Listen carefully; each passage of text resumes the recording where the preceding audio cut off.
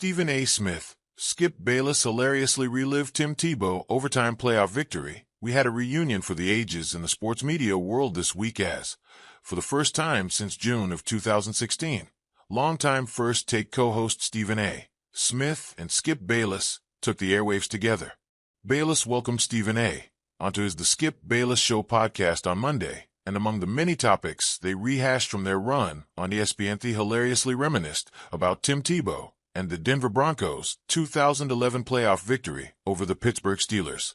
"Literally, I collapsed on the floor," said Stephen A., of his reaction to Demaryius Thomas's 80-yard, game-winning touchdown. "And I laid there for over 2 hours. Because first of all, I'm a Pittsburgh Steelers fan, so I was really upset we lost. Secondly, I was upset because we lost to Tim Tebow of all people. And last but not least, I knew what was waiting for me the next morning.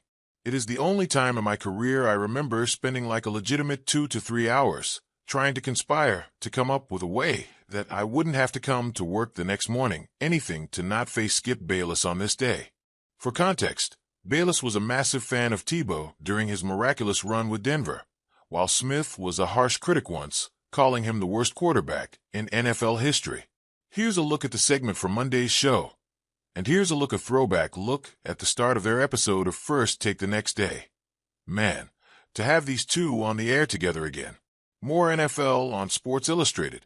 This article was originally published on www.asi.com as Stephen A. Smith, Skip Bayless hilariously relived Tim Tebow overtime playoff victory.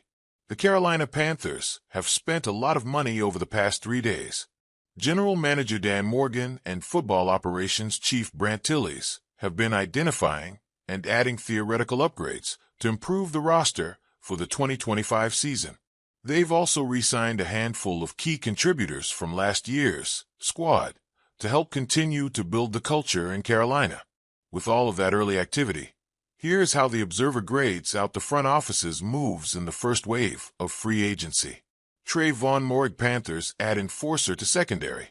The Panthers were abysmal against the run last season, giving up the most rushing yards in a season since 1980.